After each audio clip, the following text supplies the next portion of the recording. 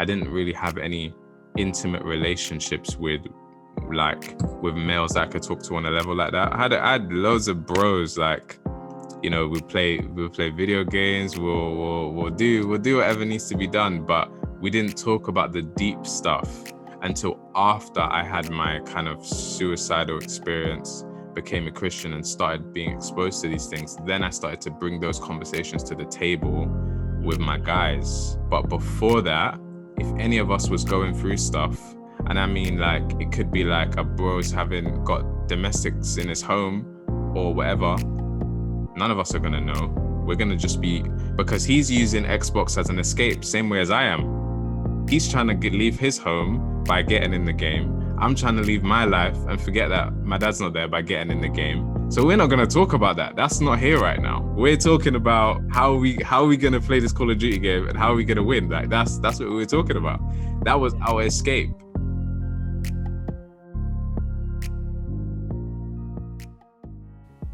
You're listening to Journey to Fatherhood, a podcast that inspires and equips men to becoming more intentional and feeling more supported on the journey to fatherhood. Why wait to become a father before learning how to be a good one? My name is Chinedum Wenaya, a young man also on his journey with a desire to help men become great fathers despite their past personal experiences. I'll be sitting with different guests to bring you great value, sharing their knowledge and their experiences as we all embark on this amazing journey. This podcast, though targeted towards men, ladies, you will also gain great value from the conversations. Now, without further ado, let the journey begin. Welcome to Journey to Fatherhood podcast. Today, I've got Sterling, also goes by Sterling Records. I've got him on the podcast today, and I came across Sterling through one of our previous guests that was actually on the show 2 weeks ago by Ayokunu. If you remember him, the founder of 412 Men. I saw Sterling's some of his comments in one of the recent Friday Men's Talk on YouTube live stream, and I was very inspired by the way he was talking about the importance of men being led by vision. And prior to that, I've actually seen Sterling's videos come up in terms of his clips and skits with Christians, young Christians, encouraging them to move forward and just being, I think there was a time he said he wants to be the most relatable Christian in the world. I think that was his thing. So I was just interested in how a young man like myself could actually be so focused in having a vision that they call their own, but also in terms of that, I saw other things he does. He's very entrepreneurial and very active in leadership. So I wanted to bring Sterling to the podcast today just to get a bit more of an insight to what he thinks about manhood, fatherhood, the journey to fatherhood, and everything in between. So without further ado, this guy right here, I think we're in for a wonderful conversation. Sterling, welcome to the podcast. How are you doing, man? Thank you for having me. I'm good. I'm great, actually. I'm great. Yeah, it's gonna be a good day. So I'm feeling good. I'm feeling positive. Absolutely.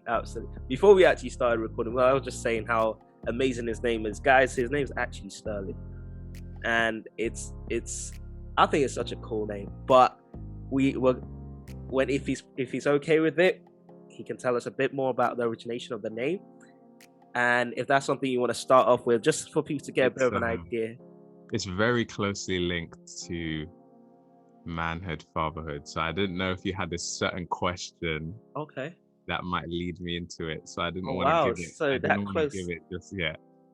Okay, do you know what, guys? Okay, I told you this is going to be an interesting conversation, and it's already beginning.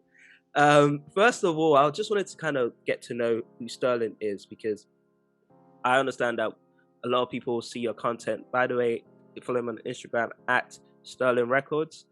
Sterling Records, STERLINGRECORDS. I'll put in a comment in the description as well. Make sure you follow him on Instagram. He's also on TikTok, and you can see the content he creates, and you can tell a lot of time been put in it. But for those that don't know you that don't know you behind the screens, who is Sterling, and what kind of brought about this focus on putting yourself out there, creating content that not only motivate but educate people in terms of what to do and how to handle life? How did that come about? Okay. So I'll answer the first part. Who is Sterling? I think if the way I would describe myself is just somebody who likes to understand. I am someone who questions a lot. So if you tell me something can't be done, I'm the person who says why. If you tell me information, I'm the person who says, what's your source? Yeah. I'm someone who questions a lot. And so when it came to content, it was something I told myself for years that I can't do. And it was at the start of 2021, I finally asked the question, why? Why can't I do this? I decided I wanted to do something this year that makes me cringe because I'm afraid. Really? Something that terrifies me, something that puts me in a position where I can be ridiculed for how I look, for what I'm doing, for people, for the view numbers or whatever. I actually felt so much fear about it. I said, I'm gonna do it. That was my decision at the start of this year in January, to really take it seriously. And that is what birthed the content creation. But then I realized as I was doing it, the things I think must be very similar to the things everybody else thinks. Trust me, it is. Because like I'm making videos and people are like, that's exactly what I said. That's exactly what I do. And I was thinking, really? You gotta understand that this was just a dream for me, myself. Yeah. I didn't actually envision, like my goal was not to have 100,000 followers or whatever. My goal was to make myself laugh. So it's actually an interesting way to start it, That is how it started. I was in January, I was going through a lot of changes and stuff. And whenever I felt a bit discouraged, I would just make a TikTok, because the fulfillment I get from seeing one of my ideas birthed is like adrenaline for me. It's like a boost of like dopamine or something. So it's like the fulfillment of creation for me is everything. So before I've even released it and pressed post, I've already got energy. I've got life from the idea. So it kept me coming back for more because it was actually feeding me. I didn't realize it was feeding other people as well. And now as a result, like TikTok's past 100,000. Congrats. And then I was like, thanks. And my Instagram, like I wasn't even posting on Instagram. My Instagram's done over 10,000 followers in the last like 4 or 5 months. And I wasn't even mainly posting there. I was posting on TikTok. But the people started coming to my Instagram to look for more. So I just started to feed them, essentially. And that's kind of how it started. No, I think for me, I like what you said there. Fulfillment of creation is what kind of energizes you and makes you come back for more. And with the creation of everything that is currently right now, there were years behind it, and there were things that came about it. I was looking around, I think sometime in July last year, you did a survey of 100 men where you asked, what does it mean to be a man? Or does it mean to be a man? And you asked 100 of them. And I was very intrigued by the 3 common words you said that they always responded with. You said one of them was responsibilities, second one was leadership, and third one was God. And you went into detail with that. And for those that are interested in having a look at that, I could definitely recommend you check it out. It's easier to find on this Instagram page. If you scroll down, I think there's a description. The cover art actually says the question, what does it mean to be a man? Definitely look at that and see how it explains it. But for those listening right now, what does it mean to be a man? Okay, so my personal thing, I think there's so many things that are unique to certain men in certain places. Like for example, one man will come and say, you need to make all the money, but then there's another man who's married to a woman that's a billionaire, and it's like, do I need to make all the money? Am I not a man now? So there's things that are unique to certain men, but in a general sense, I think being a man, as in going from boy to man, going to adult, speaks about certain things. It speaks about, one of the words you just said was responsibility. Being able to know what's yours to handle and to handle it well, whatever that is. The other one is closely linked, is commitment. I don't believe you can ever get anything substantial out of life if you don't have a good level of commitment. One of the things I hear a lot about men is that they have commitment issues. That's one of the things I hear a lot. And I think as a result, if it's true, men will never have what we're supposed to have out of life because we're not willing to go through the process of life. So those are two main words that I think encapsulate, or I can't say family because that means people who don't have families aren't a man. Can't say money because that means if you don't have money, you're not a man. I think that the things that are common to every man is to know what's yours, take responsibility over it, and commit to the process of becoming the best man you can be. Speaks into the last word, which I believe is integrity, which is being true to the standards, the standard of manhood that's been shown to you. Because you can only be true to what you know. So if you lack the standard, if you lack a high standard of manhood, you'll be integrous, but you'll be integrous to a very low standard. But once you're exposed to good men, good levels of manhood, good kind of character levels, be integrous to that. I grew up feeling very rejected because I thought that the first man who was supposed to sort of guide me, lead the way, was absent. That was my view on life became very skewed. It became very much from a place of rejection. So it's like difficult to connect with people because you feel like they're going to leave you because the first person who was supposed to be there was left. And you kind of create this skewed view of life. So 10-year-old Sterling, if I'm being honest with you, he was very, very messed up. He was very angry, and he wasn't angry in terms of one of these people who takes their anger out at school or takes their anger out on other people.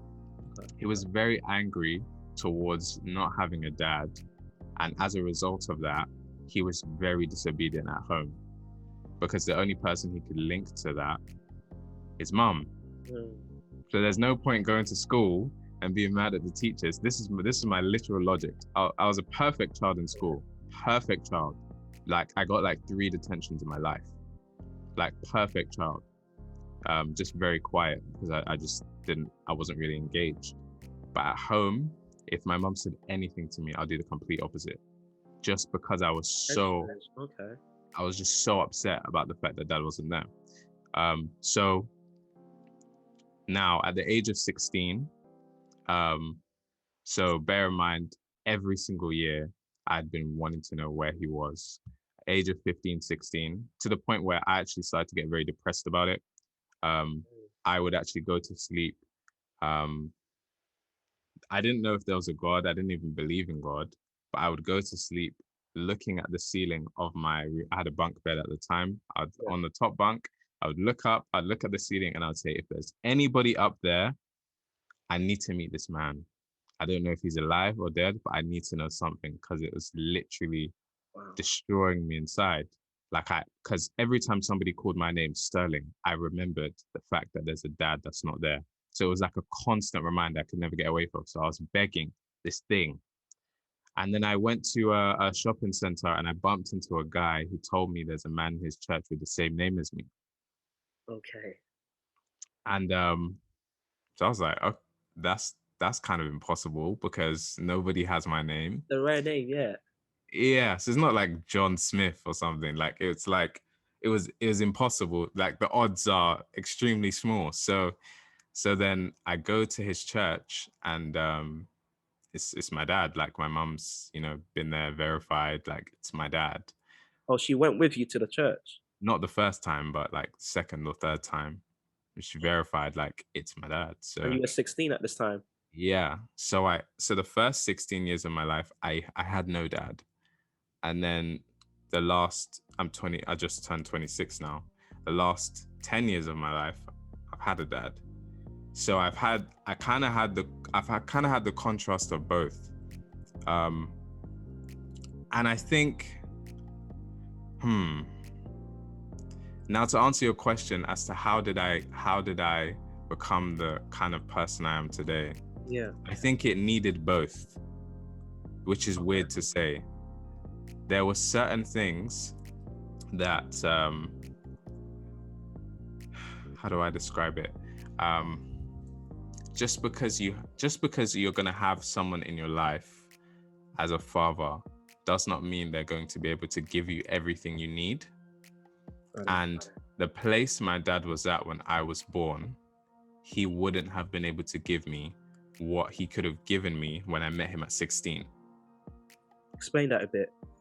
So my dad actually became a Christian in the process of, after I was born, kind of left certain lifestyles, changed his life around.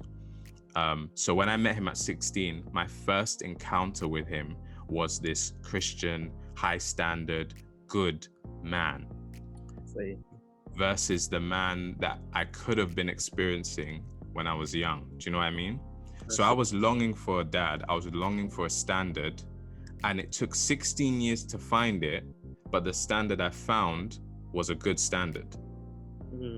If I had him from age 1 or age 0 from birth, I wouldn't have had that standard. That wouldn't have been able to be modeled to me. Yeah. But somehow that place that needed a model stayed empty until age of 16, until I met him, and he was able to fill it then with the good things he had learned over those 16 years.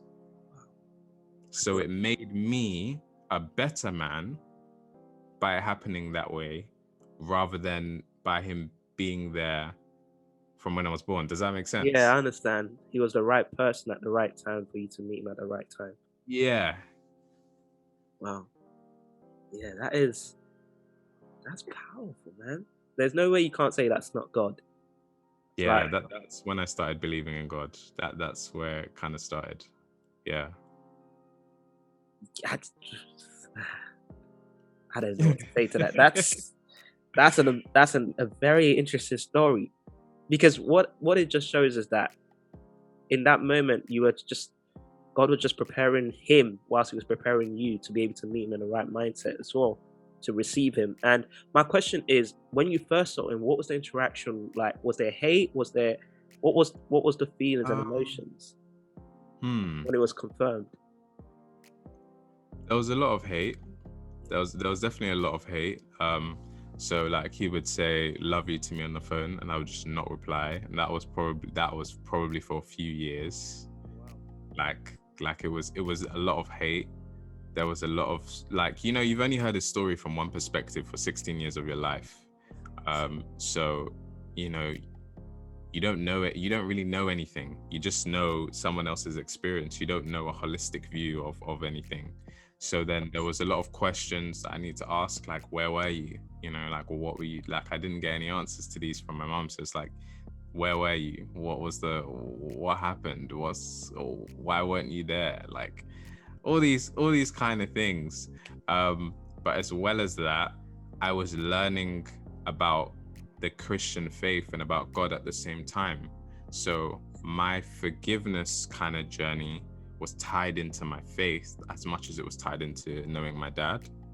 So I started to realize the problems that unforgiveness had given me for the last 16 years of my life, and how I lived from that rejected place and stuff. All these things got exposed to me when I became probably about 17, 18 at this point. They really became exposed. And I realized, if I don't forgive this man, if I don't get my questions answered, it doesn't matter if he's here or not. If I don't get rid of these things, I'm always going to live from this rejected place. And I'm never going to be able to actually advance in my life. So that's kind of what fueled my journey of forgiving him. And I think that's a very powerful point to be made, because I've worked with a lot of young boys that know where their father is, but they're just so angry they don't want to ask questions. They're so angry they don't want to speak to them, because in their heads it's just pure anger, and they've known their father's whereabouts. For example, I have a few students, having worked in the education sector. One of the schools I worked in Hackney, we had some young boys that had awareness of where their father was, but they were so angry. So when you're talking about from year 7, some of them are year 7, They put in anger management classes and all these things. They want them to take exams for SEN, not understanding there's a root cause to everything. It's internal turmoil. And to hear that you were able to take that journey, but we have to understand the main factor. It was God that helped you, and your faith, the relationship with God, that actually made that big difference. But to even say right now that those things were exposed to you and you started addressing them, that takes a lot of grit. So for those listening, were there any practical things you did? Because that would be great for people to kind of see how they can apply it to their own lives. I think my practicals were not the best. I was just very, very determined. Actually, a bit before, I think it was about the age of 15, maybe early 16, I actually was like, I attempted suicide because I couldn't deal with the kind of pressure of everything. But even then, believe it or not, it was God that actually stopped me from doing it. Yeah. It was a really weird experience, but I knew, for some reason, I knew inside me that if I just waited a bit longer, something was going to happen. So I just stopped. I felt like all of this random peace. I just stopped and I just thought, I need to wait longer. It's not the time yet to do something like this. So I waited. Wow. And then it was like really close to that is when I actually met my dad. It was really weird. But so I was in that low place. And I realized what holding things in can do as a result. It pretty much made me, without God, I would have killed myself. So 16 years of holding something in led me to want to die, right? So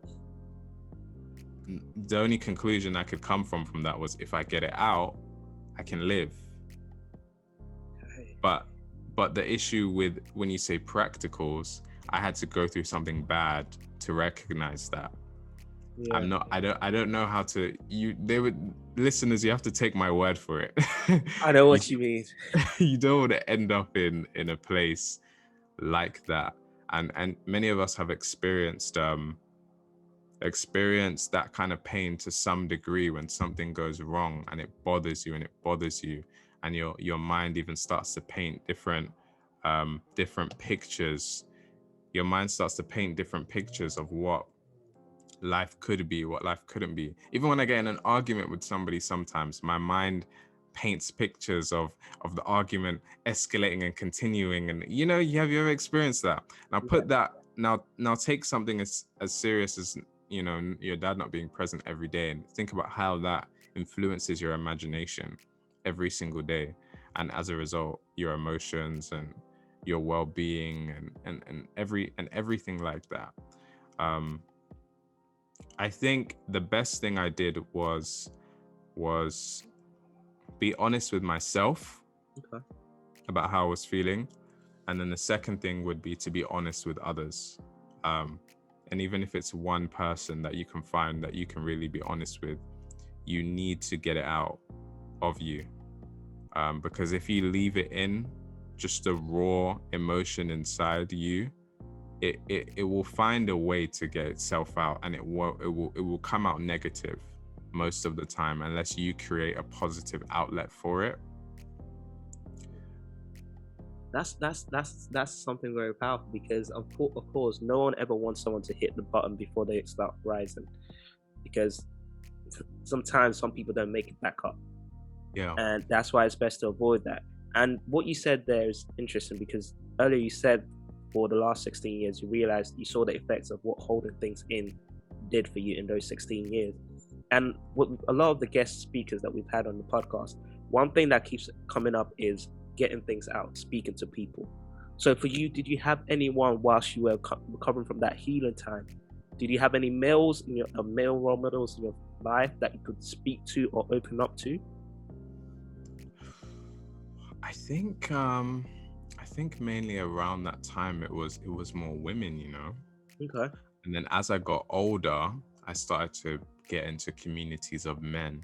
But the initial times when I was dealing with that, a lot of it was me, myself, and then the extra parts were actually a girl. Guys always have that one girl somewhere who you can open up to. Yeah. It's that thing. Like there was that girl kind of thing. There was always one, at least there was someone there. You But find it easier to open up to them. I used to, yeah, not anymore, but I used to, yeah. That's what I was kind of comfortable with, because I didn't really have any intimate relationships with males that I could talk to on a level like that. I had loads of bros, like, we'll play video games, we'll do whatever needs to be done, but we didn't talk about the deep stuff until after I had my kind of suicidal experience, became a Christian, and started being exposed to these things. Then I started to bring those conversations to the table with my guys. But before that, if any of us was going through stuff, and I mean, like, it could be like a bro's having got domestics in his home or whatever, none of us are gonna know. We're gonna just be, because he's using Xbox as an escape, same way as I am. He's trying to leave his home by getting in the game. I'm trying to leave my life and forget that my dad's not there by getting in the game. So we're not gonna talk about that. That's not here right now. We're talking about how we gonna play this Call of Duty game and how are we gonna win. Like that's what we were talking about. That was our escape. So it's only when we started to get older that I started to bring those conversations to the table, and then as a result, we all became more open with each other about these kind of things. But it takes one to be exposed. That's why I said at the start, in terms of integrity, I can't come and say to you that you need to be an honest man if every model you've ever had is a liar. How can I say that to you? Because you're going to be integral to what you've seen until you're exposed to something different. But when you're exposed to something different, you have to be willing to come up to that higher level. That's the thing. I like that. Because you're absolutely right. Because I think what some of the things that tends to happen is sometimes I look at some young boys I've been mentoring for some time, and I'm thinking to myself, I have to understand that some of the things I'm saying to them is not common knowledge. Because you're thinking, but you shouldn't be doing this, you shouldn't be thinking like this. But you have to remind yourself they didn't know any different. And I think as guys, we also need to, whilst a lot of us have come to a place of self-awareness of what needs to be done, when we're helping each other out, it's important to also be a reminder that maybe they haven't been exposed to that. Maybe they don't know about that. And it's interesting what you said about escape in sport. So I played basketball for many years, from secondary school, sixth form, and then I played all through university.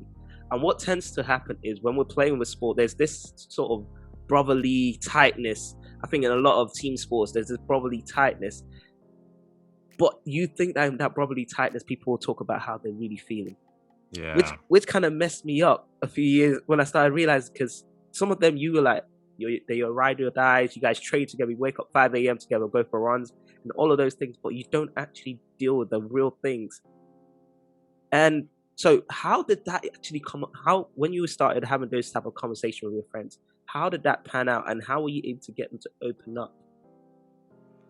I just started asking them questions, like it wasn't even like I just wanted to get their opinion on different stuff, deep things about life. And now we do it every day, just like without thought. But like being 16 or whatever, like you just ask a question, how do you think like, your dad not being around has affected you? Just asking questions and just seeing what people say. Or like, do you think dad not being there made you more angry in school? Or like, you just asking stuff, just being the person who can be a mirror, essentially. I like I said at the start, I'm somebody who likes to understand. I'm somebody who likes to ask why. So I'm not trying to give anyone answers. That's really not my goal in life. I have this thing that's been my WhatsApp status for like the last 10 years. And I probably haven't changed it because I never use that WhatsApp statuses like that. But I remember putting it there like ages ago, and it's kind of like been one of my mantras, so to speak, if you like, which is basically that everybody has something to teach me. That's basically what it says, is that that I can learn something from every type of person, every person that exists. So my goal is not to give you a whole bunch of advice and tell you what to do. My goal is to expose you to a mirror. so that you can look at yourself and actually see your true reflection. And the best way to do that is to ask you real questions, because you have to go and look inside yourself to find the answer. And I think majority of us know what's good for us, know what's right. Yeah. We've just probably suppressed it so far that it can take some digging to really get to that place.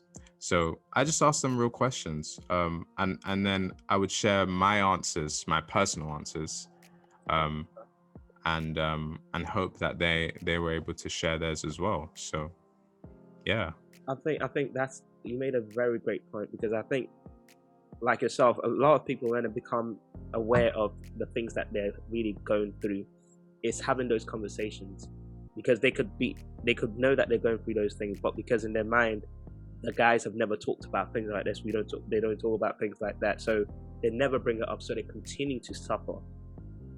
And for me, one of the interesting things, when you talked about the very dark state you were in before you finally met your dad, I think where I relate with that is in terms of, in a different way, because some people will be saying, well, I have my dad, but I don't have that relationship with him. I guess I should be grateful. I shouldn't expect anything. At least I'm better off. But there are some people that have fathers physically present, but there's no relationship. There's still anger. There's still animosity. And whilst that may not have been your experience at those early stages, I personally went through this where I didn't realize it was. I've been Christian. I've been going to church for all my life, more or less. Mother's been in church and whatnot. But I only realized that I had hatred towards my dad at the age of 18 when I was at uni. And this was someone that supposedly was on fire for God, going to youth camps, encounters, choir, and all of those things. But it actually came from a friend of mine that wasn't even Christian. We're just sitting on the roof and we're just talking. And he said, like, yo, Chinadu, you know, you actually have anger. You actually have anger towards your dad. You actually resent your dad a lot. And I didn't really think about it like that. I was just saying, you know, it is what it is. Because my dad's not even in the country. So my dad's been living in I'm from Nigeria. My dad's been in Nigeria for how many years? We came to the UK in 2007. So he's been reluctant to come here. So his absence also made me realize that though I have a father present in my life, I don't feel like I have a father. And for a long time, I was frustrated because in my head, I was like, well, I should be grateful that I at least have my father, unlike most people. But at the same time, I'm angry that I don't have a relationship with my father. So in that place, it got me messed up for a while because I didn't know if I should be grateful or I should be angry. So it was going back and forth.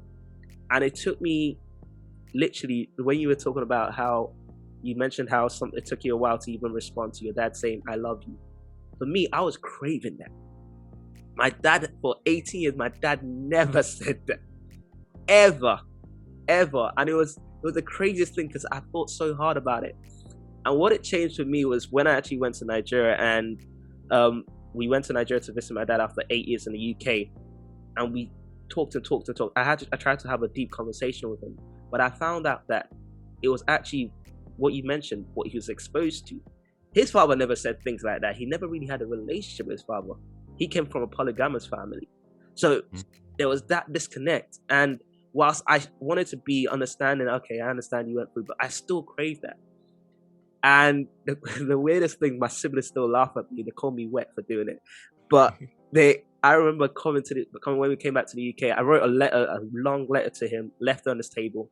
This guy didn't find it till 2 weeks after we arrived back in the UK. And he read it and called me and said, oh, thank you very much. It's very touching.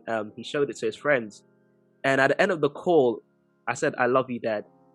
I was like, I didn't know what to expect. He said, I love you too. Do you know what? I remember it so clearly. I was at London Euston Station, just coming back from Coventry. I wanted to cry because I was like, it's for many people, they probably think, well, he just said, I love you. That's it. But it meant so much to me. And I didn't realize that was actually when a lot of the weight got lifted. And then I started actively building. So I just want people to understand that maybe even if your story is not exactly the same as Sterling's, but there's certain principles you can take into place because at the end of the day, it was still me holding things. And I'm happy you were able to share that because it now takes me into the next set of questions. Having seen what manhood is, your experience, and then what fatherhood could be. What would you say if someone had to ask you, what does fatherhood mean to you as an aspiring young man that hopefully, God willing, eventually will be at that state? Yeah, fatherhood is modeling manhood. You know, I believe that if you know, if you raise boys, they'll grow up and in their 20s they'll be boys. If you're raising men from birth, you know, the goal is that people leave you, right? The goal is they go and create their families, create their homes, build their empires, whatever it looks like. But you're raising men, you know, from the start. And so the goal for me is to model what I believe manhood is from the start. That is what I believe fatherhood is, modeling, just essentially modeling manhood, because you're in terms of to the boys, and then setting a high standard of manhood for the girls, setting the standard. Like that. And what is the standard? I know we talked about, so in terms of fatherhood, now talking about fatherhood specifically with a title, whilst it's modeling, so let's talk about in terms of interactions with kids, interactions with spouse, interactions with life and vision, because we're going to talk about it being a man of purpose in a short while. As a father or as an aspiring father, what can young men start to do to prepare themselves for that wonderful position of fatherhood?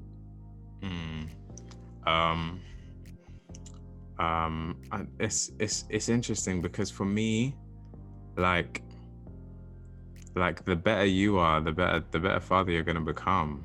This the thing. I feel like majority of the things I've taken from my dad has been things I've watched him do and not things he's told me.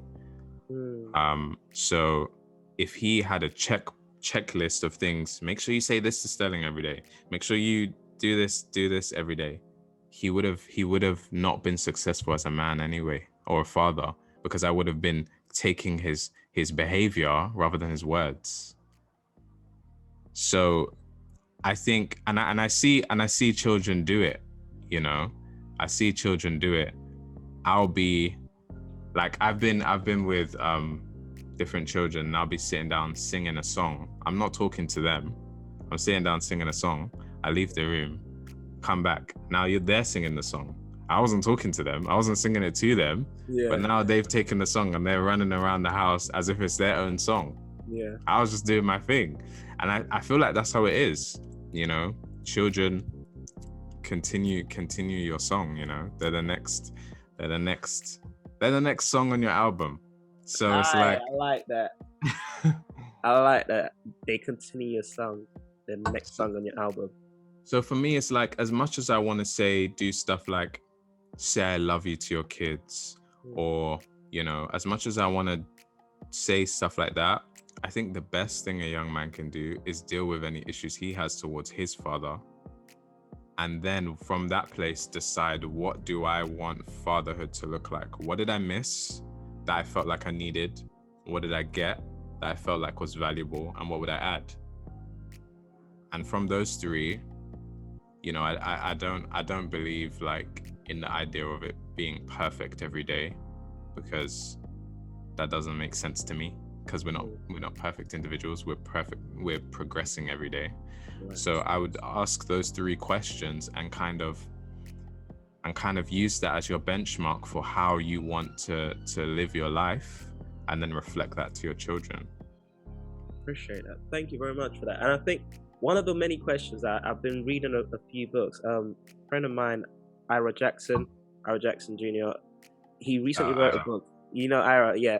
So he recently wrote a book, and I was just looking at it in terms of God's design for what a man should be. And in terms of being caring, being understanding, being driven by purpose. So being a man of purpose has a big part to play. And unfortunately, we still find ourselves where a lot of men just don't know what they are meant to do in life. So with your experience and your kind of encounter with that idea of purpose, how could you suggest men find themselves, because you said that you can only, that the best way to be a good father is to be the best version of yourself, be the best you can be. How can one in their 20s or even earlier or even older align themselves with purpose to make them the best versions of themselves?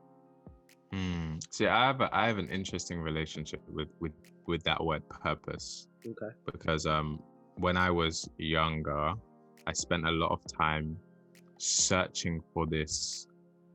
The idea of finding my purpose is very close to finding perfection to me. In a way, it means that it actually made me not want to act unless I was 100% certain what I was doing was the right thing. And it actually became something for me that was a problem and a hindrance rather than something that helps me progress. I was so determined to find this thing called purpose that I didn't realize that I'm living it every single day, and that I'm getting closer to this thing called purpose every day as I progress. I believe purpose is progression. And I believe that as you begin to progress in the areas that are entrusted to you, that's why I think responsibility is my first word. You have certain entrustments. You might have a 9-to-5. You might have a desire in you, to become an entrepreneur.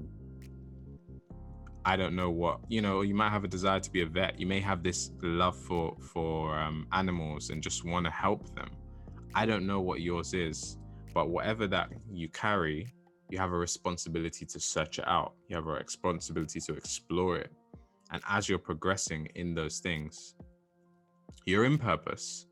I don't like the concept that purpose is some destination that you reach at the end of your life, because that's to say that would mean that if we take Jesus, for example, was Jesus' sole purpose on the earth to die on the cross? Was that all he was here for? If it was, why did he interact with all those people? Why did he go and heal people? Why did he train people? Why did he teach them? If his sole purpose was to die, why didn't he just go and die? But that's the way people talk about purpose, is that everything you do other than this one event is completely insignificant. And I'm really against that idea, because it means that you wait for one special magical day, the day you go viral, the day you hit 7 figures, the day your company is in Forbes. That's the day you've fulfilled purpose, rather than the process of how you actually got there.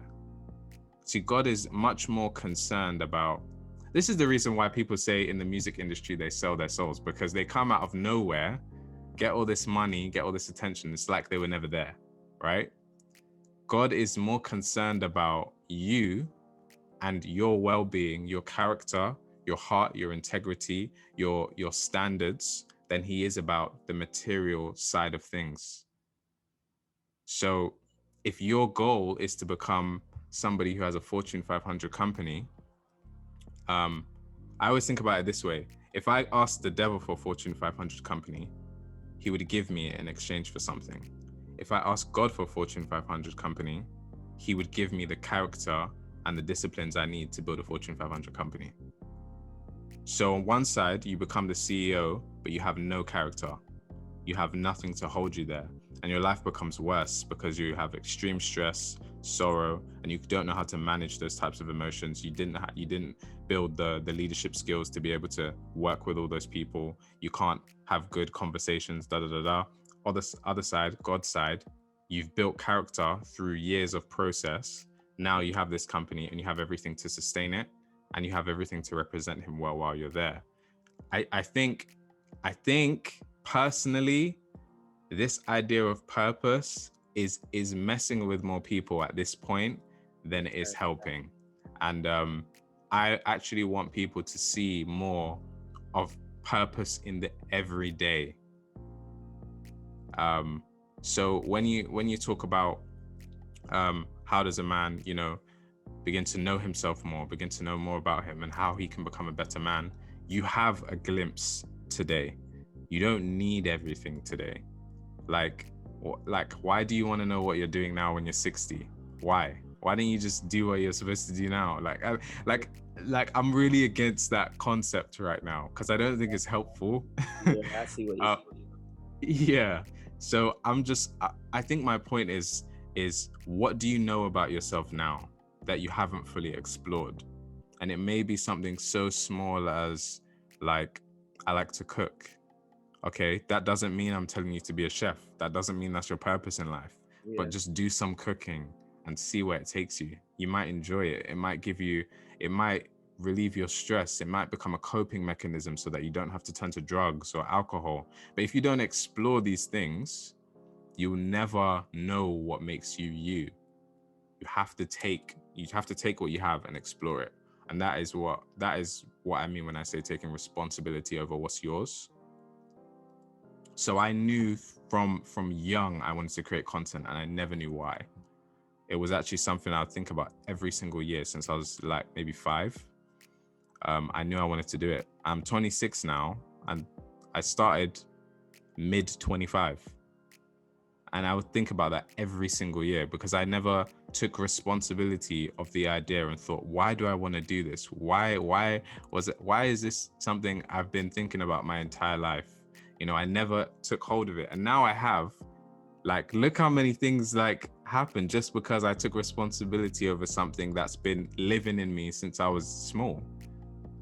I think that's a wonderful mindset to have. And I think in a world where everyone's trying to get it right or show that they've got it all figured out, there is that anxiety and stress that comes from thinking of, because I understand the word purpose. I also think it's been used too often and watered down and complicated, as if you can even say that. But I really love what you said there. I think definitely I'll be rewatching that over and over again as a reminder, because I know for myself it's this constant thing. I think it also comes from when you're upbringing, where people are saying, okay, I want you to do this. What are you doing with your life? What are you doing with your life? The 5-year plan tends to be the 20-year plan. So if you don't know the 20-year plan from now, you better sit still and ask yourself about your life. That kind of thing. And as much as we feel that, oh, it's planning and organizing, but I see the stress that comes from it. And I really, really like the input you made there, because that's something I definitely have to start. To be honest, I fall into the bracket of overcomplicating and overthinking at times. And it's important to always take myself back and work on just what's currently happening right now. And it's like the story of the talents. It really makes it, what do you have in your hands? Work with that, as opposed to thinking about what could be or what isn't. And as a result, like, I think, and I'm not saying stuff like don't dream big and all of that. That's definitely not what I'm saying. I'm saying get rid of this kind of perfectionism mindset that only wants to act when it thinks it's in its purpose. Like, I don't believe in that at all. And as a result of that, what I see a lot of young people do, and what I did as well, is that if I think something is my purpose, but then I need to, say, for example, make money in a 9-to-5 to fund it, I'll give minimum effort in the 9-to-5 because all it's doing is paying for my purpose, right? So I'm being a terrible employee to fund my purpose. That doesn't make sense. No, it doesn't. It's not integrous at all. If you want an excellent business, deliver excellent service whenever you are presented with the opportunity, whether you're in a 9-to-5, whether you're whatever. These things are not solely they don't just exist to feed you. I think that's what I don't like about it. It's very self-driven. Whereas I think our responsibility here is to provide service for others. I think that's more important. And as a result, we get everything we need out of it. But the way to gain, to increase, I mean, you can see it in the Bible all over the place. You can see it in so much writings. You can see it on all the motivational videos. If you want more, give more. You know, it's a basic principle. And I think the more we give less, so that we can find our purpose, or so that we can fulfill our purpose. Well, it's like, like, you'll take a 9-to-5 that's paying you £1,000 or £2,000 a month, do minimum effort there so you can go home with the money in the evenings and fund your purpose. But you've provided a bad service in the day to then provide a good service, and it doesn't work. Not consistent. It's not consistent. It's not consistent. So I'm yeah, I think that causes some issues, but you know, there's some good in it as well. There's some good in it. Like, for example, it's caused people to be to explore more, to explore themselves more than I believe our previous generation would have. We don't just do this or do that like the previous generation did, because we are like, maybe that's not my purpose. Now we can have that conversation, you know, where someone says, be a doctor. You can say, hold on, but I know I love music. Before that was, I think, a much harder conversation to have, much harder thing to think. Whereas now with all the purpose stuff, you can kind of think, hold on, but am I wired that way? Do I really want to be a doctor? Like you can think that. So it's opened a lot of doors to conversation, but now I just think, let's not go overboard with it now. Let's remember, like, you're here in the moment, dream, but live excellently every day, you know? I think one of these days I'm gonna speak with you offline and just see how you can come into my church and make any arrangements to support your coming over and things like that. But I think this is something a lot of young men need, a lot of young people in general. It's not even just the guys now when it comes to the purpose thing, because it's being thrown at sermons, thrown at everything and everywhere. So it's constantly resonating with a lot of people, but they just don't know how to channel their daily activities to purpose. But no, this has been brilliant. This has absolutely been brilliant. And one thing I always ask my guests is, I have 3 different fire questions, very random. You probably notice once I start asking them. So the first one is going to be, what's your favorite color? Red. That was so quick. Okay. What do you enjoy doing in your free time? TikTok's is free time to me. Okay. What's the weirdest thing about you? Be honest. Weirdest thing about me. Oh my gosh. Don't try to justify it. No, I don't even know what to say. My girlfriend calls me weird 24/7, so I don't even know. What's one of the things she called you weird for then? I make random rap songs about like anything that's happening in the world. Like, she'd just say a word and I'll just start trying to make lyrics to it. Like, I do it all the time. Okay. Yeah. Listen, I do stuff like I'll say babe, I'll wait for her to reply and I'll say nothing on purpose, but I don't know why I do it. I just do this I don't know. I just like to mess around. Yeah, but see, the reason why I asked that is because while some people may listen to the podcast, it sounds so serious and all of that, but it's also to let you know that this is a conversation that could be had every single time. Just like you ask people, what's your favorite color? This is a conversation we should make normal, to talk about fatherhood, manhood, because it doesn't always have to be when everyone's so quiet and everyone's so down and solemn that you start talking about real things. But make it a daily conversation. And with that, this has been a wonderful conversation. Actually went more amazing than I could even plan for. I'm glad. It really was amazing, and I'm really happy. I'm still so mind blown by the origin of the name, and I think that's still one of the main highlights, including with your identity of purpose, and you understand your description of purpose. But with that, do you have any last words to say to our guys that are listening, both those that are fathers and those that are aspiring fathers? Yeah, this was fun. Thank you, by the way. And the last words I would say is that is to enjoy the process. You know, I spent a lot of time, and sometimes still fall in the place of being very ungrateful of what I have now, because I'm so focused on some kind of destination that I don't have yet. I'm actually found it hard to find happiness in every day.